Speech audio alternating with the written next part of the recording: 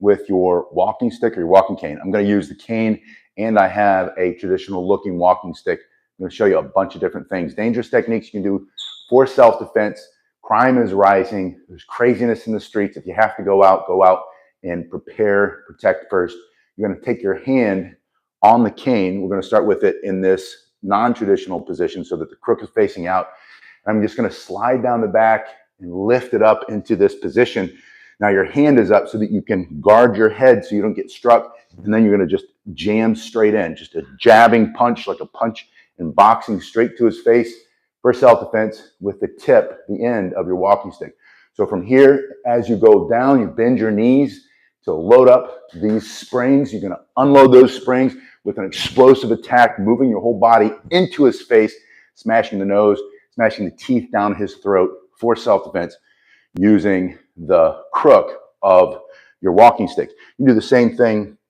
This is the cane. You can do the same thing with this walking stick. A lot of walking sticks will have a nice big brass knob at the top, or you can have an Irish shillelagh like this one. Very effective, same technique. Slide down the back, smash it right into his face. We'll come back to that and use that one in a little bit. So from this position, down, straight into his face, bring this across the side of his head. Your goal is to turn off his operating system, knock him out if you can for self-defense, using this dangerous self-defense technique, using your walking cane or your walking stick. You're just literally hitting him on the side of his head, maybe the jaw, maybe the neck, maybe up here in the temple, whatever you can remove or destroy for self-defense. Now, the basic idea comes from Tim Larkin's book, When Violence is the Answer, and I put a link below. If you haven't read that book, it is a must read if you're at all serious about keeping yourself safe, keeping your family safe. So from this position, bend the knees, come up, moving in with that defensive strike, smashing the nose, smashing the teeth down his throat, bringing this across, striking him across the side of his jaw or into the head. Pull it back like you're answering your phone. Your hand comes to the ear, your other hand is here, and now you're jamming this straight in like a bayonet attack with a rifle. You're striking right into his nose, his teeth, his throat.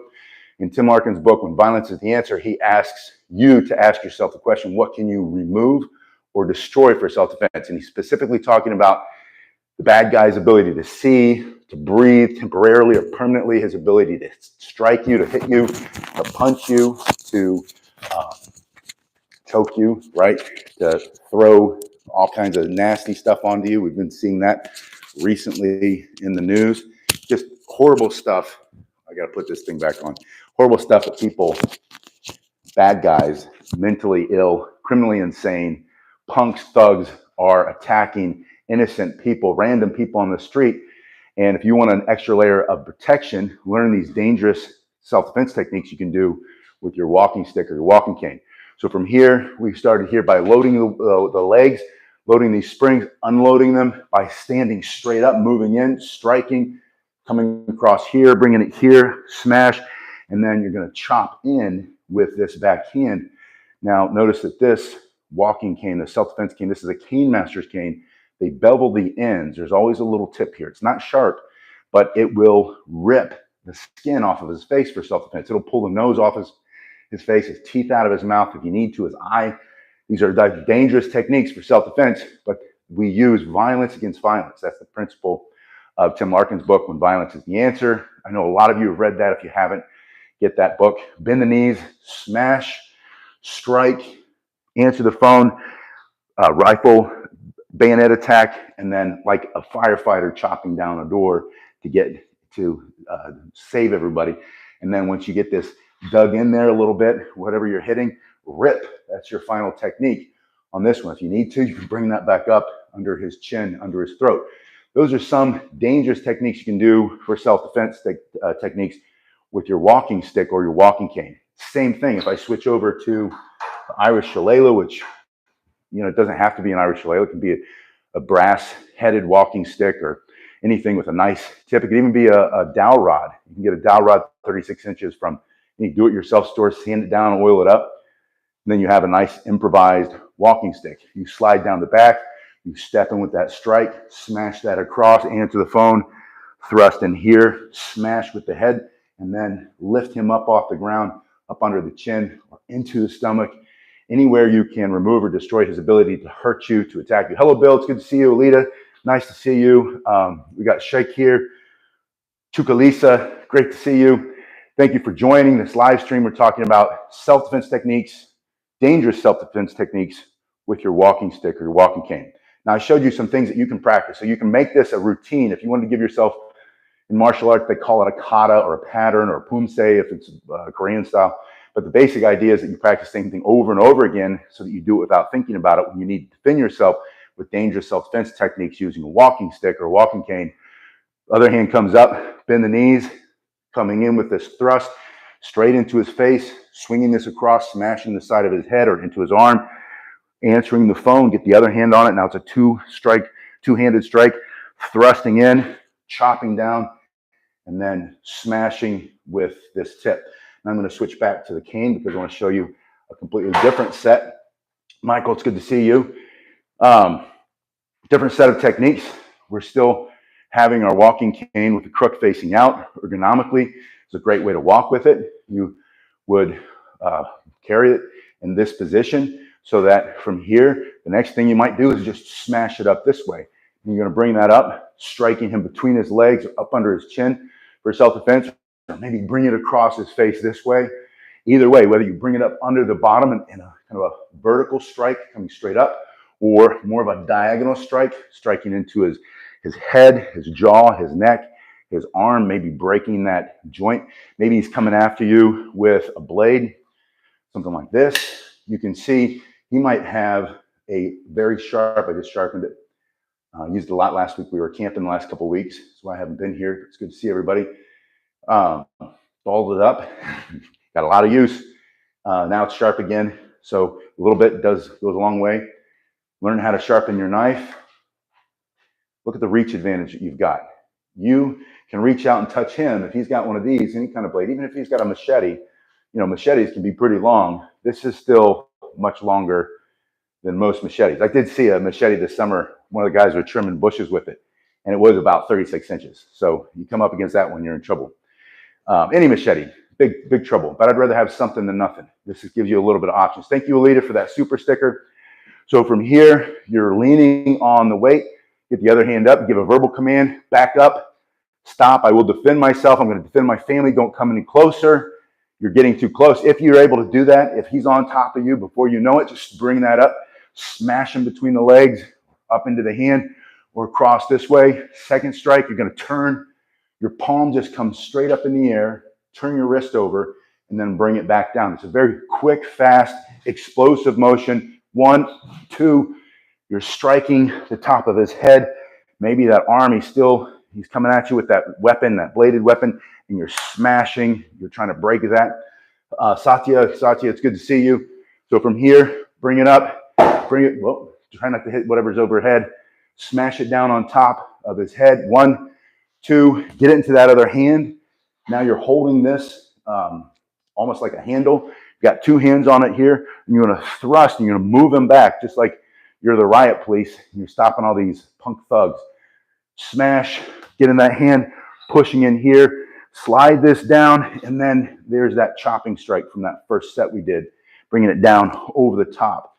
But this time, you're pushing against the back of your walking stick to accelerate the strike, to add speed and power, and to hit with so much more power.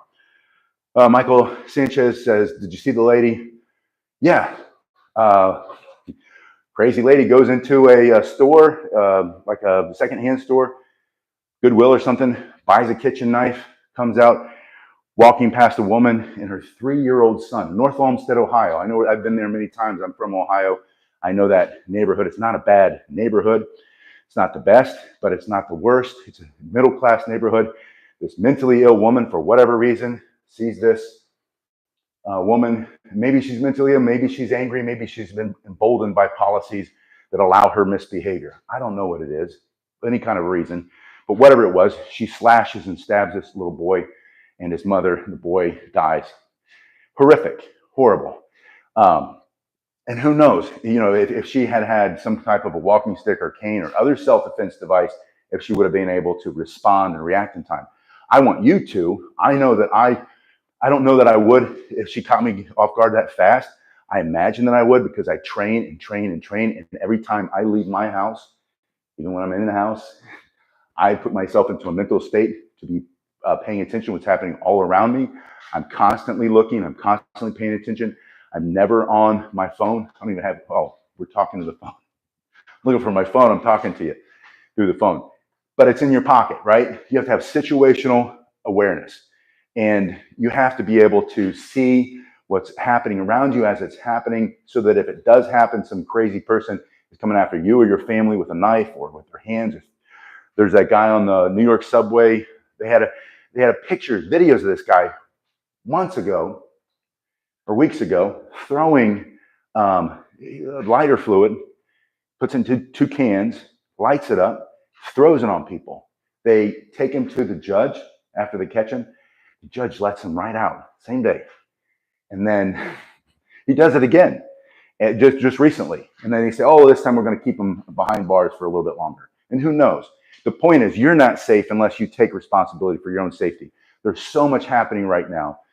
And I don't mind saying, being the person to say, and not as a fear monger, but just as a self-defense instructor for most of my adult life, I implore you, pay attention to what's happening around you. The alarm bells are going off. There are hundreds of thousands of people in our country now who weren't here before, who have come out of the prisons. We know they emptied the prisons in Venezuela, and now crime is down 72% in Venezuela, and it's up in all of our cities because they're all here now. And the same thing in the DR Congo, the Democratic Republic of Congo, same thing. Empty their jails, send them over. They're now in our streets. And on top of that, our homegrown, not heroes, the opposite of a hero, our own thugs, our own punks are being emboldened by policies that allow them to get away with it. And so you're not as safe as you used to be. And we'll go back. I believe it's a cycle. I think we'll get back there. We'll be more safe as a society. But in the meantime, learn how to defend yourself. So in this position, bring it up, bring it down over the top of his head, throw it in that other hand, step and thrust, pull your hand to the end, and then bring it over the top, chopping, just like you would be chopping it down a door. Take a step, and then 2 hands thrust that into his chin, his throat, his body to move him back or to finish him off if you have to defend yourself. From this position, since we ended the last one with that one, I'm going to add the back hand coming forward, just like a reverse punch smashing into his face. Now you have the tip of your stick or your walking cane going right into the side of his face. Very dangerous self-defense techniques with your self-defense walking cane. These are for self-defense only. It's not for offense, obviously. You're not going out looking for a fight. You just have to be able to defend yourself and be ready to defend yourself. Now, same techniques using your walking cane. This time, instead of sliding down the back, you would put your hand down the front. So from here, whether there's a ball on the top or an eagle or whatever, I don't know what's on there, or if it's just a walking stick you made from a dowel rod, it should be a flat surface. Slide your hand down the front. So we get this into a self-defense posture in 3 ways. You're either carrying it like this, and then you get it into that hand so you can strike, or you're walking with it like this, slide it down the back, or slide it down the front. You're going to slide it down the front this time, snatch it up between his legs, turn your hand over, smashing top of his face, thrusting, pushing him back, slide your hand down, change your grip on top, bringing it down over his head for self-defense, and then take a step and thrust and move him back. Now I want to show you a 3rd set of dangerous self-defense techniques you can do using your walking cane or your walking stick for self-defense. And in this case, I'm going to turn the crook around so it's in the more traditional way, which is facing backward. And from this position, I'm going to bend my knees just like I just showed you on that first technique. You're just going to make it a habit. Just practice this all the time. Get this hand up. As fast as you can, get this hand up. You don't want to be standing here like this and try to block him. You want your hand up already in this position. It's called the Flinch block. This is from Tony Blauer's program. I can't remember. Spear. Tony Blauer's Spear program from many years ago. He's still teaching it now. Teaches it to a lot of military and law enforcement. Specifically, you start in this position. It's called the Flinch block. Your hands are up and open. You'll have both of them up, and then you'll naturally flinch into a position where you protect yourself. It's very effective. And starting this, I'll find a link to his program and put it in the description after we're done with this live stream. So very dangerous self-defense technique here. I'm going to bend the knee, bring my hand up into this flinch position, and get my hand up here. So it's between me and the threat. You're going to have your stick between you and the threat, always fighting from here. And you're going to thrust that first motion simply by extending the arm, turning the shoulders and the hips, and taking a small step. Those three things will accelerate and improve your power so that you can move him back, you can smash him back, get him out of your face for self-defense. You give your verbal command, back up, I will defend myself. Maybe you've seen him pull out a knife. You don't have to say anything. Just it'll be on. Everybody's got cameras now. Cameras everywhere. They'll see his blade. They'll see that you just have a walking stick for self-defense. From here, you get it up. You get this stick between you and him. Thrust, move him back, pull it into your shoulder. Now, this is extremely important. I don't ever want to pull my stick this way. If you pull your stick back here and he closes that distance, if he's got a knife, he's trying to stab you with it. So he's going to close the distance, or he's going to punch you or grab you or slap you or choke you or throw something on you. He's closing that distance. Your arm will wrap right around him. You will never hit him. If you start from your shoulder, he's going to run right into your stick. So from this position, bend the knees, bring it in this position, thrust to move him back. And your goal is to hit him right in the nose. And that thrust is not the strongest strike that you can make. We're going to do the strongest strike here in a minute. But that thrust is not the strongest, but it's effective because this is a big piece of oak. And this is a Cane Master self-defense cane. I put the link below if you want to see what they're made out of and how much they cost. This one's pretty inexpensive, around $50, but it'll last you a lifetime. From here, it'll smash his nose into his face. It'll smash the teeth down his throat. You go into the throat, that's a fatal strike, even if it's not super strong. If he's got a knife, he's trying to take your life, and you have to use violence against violence, you are well justified to stop him with that fatal strike. From this position, you bring it up here, you thrust, you pull it into your shoulder so that he can't close that distance without getting hit, and you're going to push your hand forward, just like you're shot putting. As you turn, that comes through, and you're going to strike temple or jaw or neck or maybe the shoulder or the wrist or the knee, whatever target you can remove or destroy for self-defense. So from this position, you're going to thrust here, pull it back here, and thrust here. You're going to do 2 thrusting strikes. So from this position, bend, get it between you and him, thrust from your shoulder, 1, 2, grab it with 2 hands, and step straight in and smash that hard bar of oak straight into his face, knock the teeth down his throat for self-defense, break his nose, make the blood and the snot and the tears all come out at the same time. He's choking on his own spit. Then you can get out of there and be safe or whatever. It's all for self-defense. These are dangerous techniques, self-defense techniques with your walking stick, your walking cane. So from this position, immediately bend those knees, make yourself a smaller target as you come up with that thrust into his face. From one shoulder, the other shoulder, 2 hands, smashing, and then you're going to box his ears with the side of your stick. And you have 2 hands on it, so you have a lot of leverage. These are extremely strong strikes. After you hit him 3 or 4 times and rattle his brain for self-defense, turn, get it locked into your body, and step and thrust. And there's that bayonet attack once more. Sticking this into his solar plexus, anywhere in that center line of his body is going to be very effective. You're going to put him on the ground, you're going to knock him back, all for self-defense. Now, with the walking stick, we're going back to our shillelagh. RSP Pachow, I think, says we're doing it a fast way. I'm not sure if he's saying it's too fast. You want me to go faster? Paul's saying he's visualizing how to counter these strikes. Yeah, and yeah, I'm tired. I just get back from the gym, just have my morning workout, and it's like 98 degrees outside, so it's even hotter here in the garage. There's no air in the garage. It's over 100 degrees. Anyway, elbow block. Get your hand on your head. Answer your phone. Put this up. Intercept. You from this position, you can strike. Yeah, and Michael says if you're at school, use your pencil. Christina, 65-year-old disabled female, makes you feel a lot safer. I'm glad, Christina, I'll keep making these. You keep working out with me, and I promise you, you don't have to become a great fighter. The whole point of this type of self-defense, and again, the book that you should read is When Violence is the Answer by Tim Larkin. It's in the description below. I put the link in there below. If you read that book, you will understand it doesn't matter how big, how young, how strong, how able or disabled you are. What matters is that you understand the principle of using violence against violence. He's bringing violence to you. He's trying to hurt you, take something from you, your dignity, your life, your freedom. and you're using violence to counter his violence. That means his throat is going to collapse under a certain amount of pressure, and it's not very much. So does yours. He might be trying to choke you. You might be able to get your thumb through there and pop him in the throat and move him back, or better yet, stick that stick in his throat. And so you don't have to be super strong. You don't have to be stronger than he is, because you're not lifting weights. You're not doing a push-up competition. We're not going to box him. We're not going to get on the ground and jiu-jitsu and wrestle with him, although that's a great martial art to learn for a lot of the techniques that you can use. It's the principles that you have to know and then apply the techniques from any style of martial art or just from what you've seen in the movies. I'll say that. Don't get too fancy. Keep it simple. Simple always works best. So we're with our walking stick, hand up, bend the knees, put the stick between you and him, step with that thrust, almost like a sword strike through the middle, bring it into your shoulder, strike from here, 2 hands, thrust here, turn it this way, smash him into his face.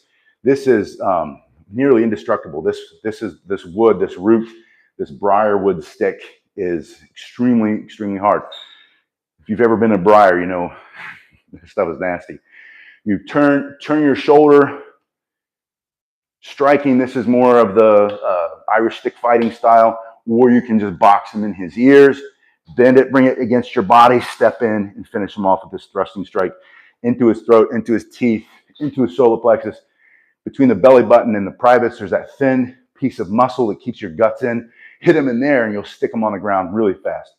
So from this position, the hand comes up, step in and thrust, bring it through, striking both sides, smashing here, boxing his ears, pull it in, step in and thrust. If you want to, you can bring the backside down and smash him on top of his head for self-defense and really knock him out, which is what your goal is. Your goal is to take away his ability to pursue you, to hurt you, to harm you. When law enforcement probably will come, but not fast enough, right? Somebody's going to come in. We watch, you and I have seen these videos over and over again with all these idiots on the train videotaping the man hurting the weaker person, the grandma, the grandpa, the woman, the child, another man. And we watch videos, we've seen them all the time, of people, bystanders standing by doing nothing, just watching, either because they don't know what to do, or they don't want to get involved, or they're afraid, or for whatever reason. And then every once in a while we hear a story where some weirdo, some thug, some punk, some criminally insane guy, some criminal, some maniac that they've let out of the Venezuelan prison or from Chile or Peru or the Congo now, and they sent him into our country, and he's allowed to just go around hurting people over and over and over. And he goes and sees a judge in one of these blue cities, and then they let him back out on the street, and he grabs on somebody, and then a bunch of people jump in and beat the snot out of him and smash him to the ground until the cops get there. We hear that story every once in a while too. Those are the good stories, the positive stories. The problem is there are far more of these other stories where the bystanders are just videotaping and you're on your own. So if you're going to be on your own and law enforcement's not there fast enough and the policies of the politicians have made it completely unsafe, so and the justice system or the injustice system is not protecting the right people, and they're going after the wrong people, and all these things are happening all at once and the alarm bells are ringing, you might as well learn how to defend yourself with these dangerous self-defense techniques, either using a walking stick or your walking cane. I want to show you, if you do have this walking cane, one of the things that I like to train with is this spinning. And the purpose of the spinning, you saw earlier when we snatched it up between his legs and then brought it down over the top of his head, or smashed him in his ear, brought it down over his head. Those all come from this basic motion. And so what you're doing is you're going to build callus on your hands. You're going to build timing and distance, spatial awareness, proprioception, all the good fancy scientific words, just by spinning, and then you're going to bring it across the body and back. One of the reasons I've used martial arts weapons for most of my life, I think I started when I was 9, is that it teaches you where you are in space and time. So in other words, if your elbow's sticking out, you're going to whack it. Or if you don't do it right, you're going to hit yourself in the head. And you're going to learn fast. And that's good feedback. You're going to just hit myself a little bit. You're going to learn really fast, and you'll learn to pay attention. And pay attention to what you're doing while you're doing it. Mindfulness training, or another word for it in self-defense is situational awareness. The seventh son, Steve, says, thank you for your knowledge. Steve, thank you so much for being here. Yeah, Paul says, doesn't hurt to learn the basic arnis. Absolutely, Paul. As you can tell, as you know, a lot of these techniques, a lot of the strikes, the basic angles come from Kali, arnis, Salat. What's the other one? I'm missing one. Doce Perez, all those kind of fun things. Learning how to fight with sticks. An arnis, you fight with sticks, you fight with knives, and you fight with flexible weapons. Might be a sarong, might be a rope, might learn how to fight with a water bottle. If you've ever watched the Liam Neeson Taken movies, there's a lot of basic arnis in that. There's a lot of arnis in the Jason Bourne movies. There's a lot of arnis in, we were talking about this the other couple nights ago. One of the best movies ever with Benicio del Toro and Tommy Lee Jones. Yeah, it's called a baton. Black Thunder says the basic stick. Baton just means stick. But baton or baston. Pravin says armed opponents techniques, please. All right, so we were talking about that. If they have a gun, you're probably going to get shot. If they're holding a gun on you, like in the movies, there are techniques to take away the gun. The problem with most guys who pull out a gun is they shoot you with it right when they pull it out. And so a lot of these techniques where you take it away are just ridiculous and silly. There are techniques where you can do that, but it's not often that they're holding a gun on you unless they're robbing you and they want your wallet. Then give them your wallet. Don't lose your life over your wallet or your jewelry or your watch or your phone. Give it to them. They're probably not going to shoot you. Don't try to take their gun away because you probably will get shot because you're not faster than the bullet. And all those movies, and there are some people who can take it away and effectively, I believe that's true. But part of it's going to be luck, and you don't want to mess around with luck and bullets. Not No Country for Old Men, although that's The Hunted. Thank you. Yeah, Ronan Harkonnen says Hunted. Yeah, The Hunted with Benicio del Toro. Great knife fighting scenes. He makes his own knife. Tommy Lee Jones plays the part of Tom Brown, the tracker. I don't think that's not his character name, but he plays a character who I think is probably based on Tom Brown, for those of you who love the track like I do and understand that whole world. Anyway, Kane Self-Defense, Master Gary Hernandez, good to see you. If you guys haven't gone to Gary Hernandez channel yet, he's got a lot of great videos on how to train specifically with canes, but other techniques, lots of techniques. All right, the question was, what if they're armed? We talked about if they've got a gun, you're probably going to get shot. Don't try to take it away. If they're asking for your wallet, just give them this stuff. Most of the time, if they pull out a gun, road rage, whatever, they're shooting you already, and you're not taking a gun away. You certainly, that's my opinion. And I could be wrong, and there are people who, all the Krav Maga guys who teach all the gun takeaways. I just think that's acid. That's the silliest thing in the world to me.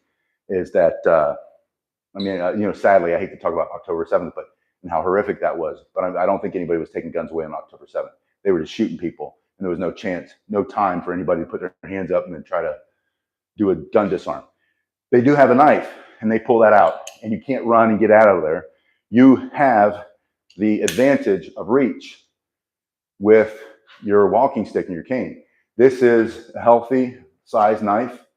It's not the longest knife. It's not a kitchen knife. Kitchen knife's going to be a lot longer. But if a kitchen knife is, let's say, this long, or maybe it's a machete, you still have reach advantage. So you're going to use reach advantage. And we have those techniques, explosive and dangerous self-defense techniques with your walking stick, your walking cane, where you can spring it up here, smash it down either on that hand that's carrying the knife.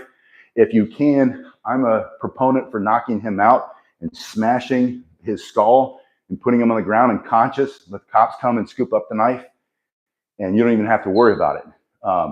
I don't want to get into a parrying match. My son asked me the other day, he's like, Dad, how do you parry with a knife when you're knife fighting? And I said, well, you don't, because you're going to get cut. Anyways, again, parrying is for fencing and for much longer devices. When you're that close and personal, you're not parrying a knife. You might be parrying his hand that's carrying a knife, and you're always going to go for the hand that's carrying the knife. You're not going for the knife itself. But you have this position here. We can get between you and him. You can just simple thrust, keep them back. You can go through those basic Arnis angles that we were talking about before. This is angle 1. That's not angle 1, that's a thrust. There's angle 1, angle 2, and you can give them any number, any name you want. There's no way to do it wrong as long as it works for you. Bringing it down over the top of his head. You can also bring it up under his chin. If you want to get super fancy, some styles have 7, some have 9, some have 12. They're all different styles. Don't get stuck on one's better than another one. Riley says, do I have a Swiss Army knife? No, I used to when I was a kid. It just has too much stuff on it. I've never been a big fan of those. G-Thin Dose asked about the pressure points. There are pressure points. You can strike, you can hit in here, hit that nerve. There's one right on here that's effective to strike, one in the belly of the muscle there, one here on the top of the chest. If he's in close, take this tip, stick that right there, and then rip.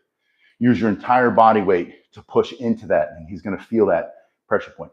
Don't expect the pressure points to instantly immobilize and knock him out.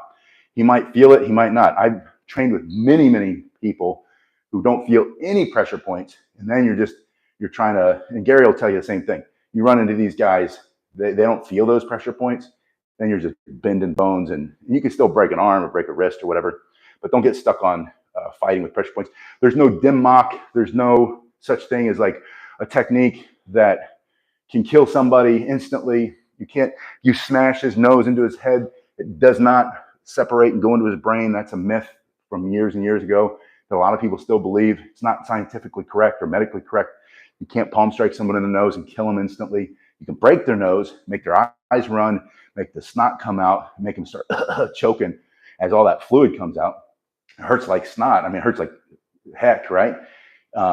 You can hit them so hard that you knock them out. You can do that. You can hit them under the chin and drive their face back. You can strike here. That's not a pressure point. That's their throat. You strike that with something like this, or your knuckle, or your fist, or the edge of your arm into his throat. You can collapse the windpipe. The paramedics won't get to him fast enough to save his life. He'll be out. That's using violence against violence. That's that Tim Larkin principle. Paul asked thoughts on the karambit. I was talking, this is another conversation. I've had this conversation recently because my brother-in-law is doing a collie class for the church security, which, whatever. You're carrying your karambit and some bad guy breaks into the church with an AR-15 or an AK-47 or an assault weapon or whatever they want to call it. But I carry my blade with me all the time. I like straight blades. The karambit looks like a talon. I think that they look cool. I've got a necklace that's got a karambit on it, and I got a boot knife that's a karambit. I've trained with many karambits. It's just a style of knife. I like straight knives. This is a SOG knife. I just like these just because they really, really work. Diana says, have I ever had to use self-defense? The answer is yes, I have. Have I ever used it to save my life? No, I haven't had to. I think situational awareness, staying out of most places will mitigate the need for life-saving self-defense. But and the great thing, Diana and everybody else, is that the odds are in your favor. You're never going to be a violent. Even now, with all the craziness happening now, you're not going to be a victim of a violent assault unless you live in one of these cities. If you have to ride the subway every single day in New York City at a certain time of day and in certain subway stations, then your chances explode and go through the roof.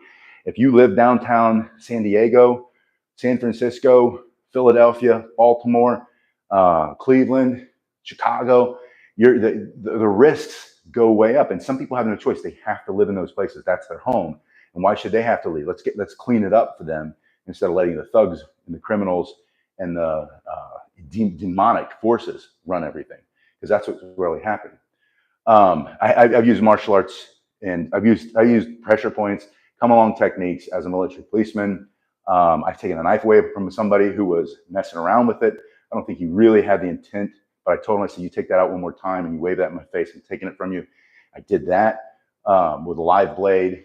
Of course, we train a little bit with live blades, but Black Thunder says, you feel a little shock in your wrist while moving the staff side to side. Slow it down. That's your body telling you that you don't have the strength and flexibility yet, but you will if you keep going. slow that down on your staff. See, Emmy Rashid says, certain techniques with balanced power would be fatal. That's right. Absolutely, you're right. That's why this is dangerous self-defense techniques with your walking stick or walking cane. And Paul says random violence can happen anywhere. Absolutely. Alita made his own collie sticks. That's awesome. Bo Sco, shout out, highlights 00. Please, you sub. Thank you for that sub. I appreciate that. Bill, it's good to see you again. I think we talked about Riley's question there. And I just wanted to go back and see if I answered any important questions anybody might have. Williamson, Wyoming, thanks for being here. Andrew says that is BS. I cannot speak or talk Arabic, although I can with AI now.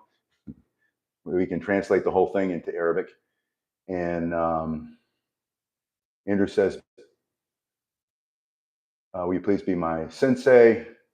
Absolutely. Train with me here every day. I appreciate it. I've got 1,600 videos here. Train with everybody as much as I can. Send me a request. I would love to have you train with me. Say, if you have any specific requests, just send them to me and I'll try to make a video for you. So those are some dangerous techniques that you can do. Self-defense techniques with your walking stick, your walking cane. There are hundreds more, and they're only techniques. And this is the most important part of this video. Principles will save your life. Techniques will get you killed. That's a quote, not directly, but I'm paraphrasing from Tim Larkin's book again, When Violence is the Answer.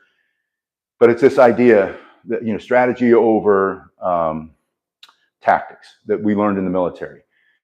You know, if you fall in love with your tactics, if you fall in love with your techniques, there's only one right way to Wing Chun somebody. There's only one right way to Krav Maga or Taekwondo or Tang Soo Do or Karate or Jiu-Jitsu or Brazilian Jiu-Jitsu or you name it, right? Everybody falls in love with their techniques, and then you run into a situation or scenario where your technique doesn't fit what's required. And so that's where you shift over to the mindset of principles. The principles, the strategies, the ideas behind self-defense, starting with situational awareness. Pay attention to what's happening. Get rid of your phone. Stick it in your pocket. Stick it in your bag. Certainly don't sit at the subway station staring at your phone, right? Maybe stand up, put your back against the wall. If you have to look at it for any reason, bring it up here so you don't lose your peripheral vision. Look at it, do your business, stick it back in your pocket. Tell the thug, I'm ready. I'm ready to defend myself. I'm not a good victim for you. The thug, the punk, they're all opportunists, and they want and I saw it today, kid walking the dog, and his mom probably said, get out there and walk the dog. And he said, it's 100 degrees outside. And she said, I don't care, walk the dog. So he's walking the dog, right? Or maybe he feels compelled to, so he's walking the dog. But he brings his phone, and it's only him. The dog's not even there. Nobody else is there. The kid walking the dog, he's like this. And I mean, he's just one of billions of us every day who get sucked into this stupid phone. So put the phone away. The same goes for books. And people read books on the subway or magazines or whatever, not just to kill time. A lot of people do that to withdraw so that they don't have to engage with the world around them. What I'm saying is engage with the world around you. Pay attention to it. Number one, you know, don't become a victim, but don't also promote yourself as a victim. When you look at the ground all the time and you walk like this and your hands are covered, anytime you cross your arms over, then you're withdrawn. If you want to stay angry, you see people do this. You want to stay angry, keep your arms crossed. You want to get unangry, uncross your arms, open your hands. Right? If you're nervous and you're afraid and you cover up and you're touching your face, you want to stay in that emotion, that feeling of being nervous and afraid, hold this position. You want to break it, take a deep breath, get your chin up, look up, see the horizon around you, take a deep breath. You can look up at the sky, look up to the heaven. Notice I said heaven and not heavens. Just joking. Not really. But look up, bring your energy up, bring your eyes up, see what's happening around you, change your physical posture, and you become less and less of a victim. So those are things that you can do to mitigate the threat. The second most important principle of self-defense is when the threat is coming at you, get your hands up and make yourself a smaller target. I'm a broad, wide guy. All of my internal organs, which will end my life, are right here in the center, right? They stab me in here, I'm in trouble. So I'm going to pull that away from them turn myself, put my hands up and open in that flinch block, whether I have just my hands or I'm going to be carrying a stick. Everywhere I go, I have some kind of stick, whether it's this long or this long. I've got a stick in my hand. And then I have this bone, and I put that between me and you. Make yourself a smaller target. Pull that foot back. Now the hard, bony surface is there instead of what the soft targets that he's going for, instead of my face. My hands are in the way, my fists are in the way, my stick is in the way. Give a verbal command, back up. And then you ask yourself, take a breath first, because the breath will help you with the adrenaline. Because I don't care how trained and prepared you are, you're going to feel it. Your adrenaline, your heart races, so take a breath. That's a calming moment. It's not going to go away. It's just going to settle it a little bit and ask yourself, what can I remove or destroy? And again, get the book from Tim Miller in the link below in the description. When violence is the answer. In this position, take that breath. What can I remove or destroy? His ability to see, breathe, hit you, stab you, punch you, grab you, kick you, wherever it is. You're going to then, the next after that, what can I remove or destroy? Then when you take action, it's violence of action. It's immediate, direct, explosive. It's everything you can, as fast as you can, as hard as you can, until you destroy the threat. And he's no longer trying to take away your life, your liberty, your freedom, or even worse, hurt one of your children or your spouse or your parent or grandparent or some innocent child or some innocent person sitting on the subway. You're going to take action. And then you'll feel like a man or a woman who has some purpose in life. And the only way to do that is by preparing yourself with just a couple little things. Again, you don't have to train. Just learn those principles. What can I remove or destroy? Get in a better position, hands up and open between you and him. Give a verbal command, take a deep breath, back up. I will defend myself. What can I remove or destroy is a question you ask yourself. And then when you take action, violence of action, be the first mover. Hit him before he hits you. Close with and destroy. All of the basic principles that we use as a military on the battlefield to become effective and become lethal and become deadly, become dangerous. Self-defense techniques with your walking stick or your walking cane. Anyway, that's all I got for today. I'm back in town. Training is back on. I'll see you guys.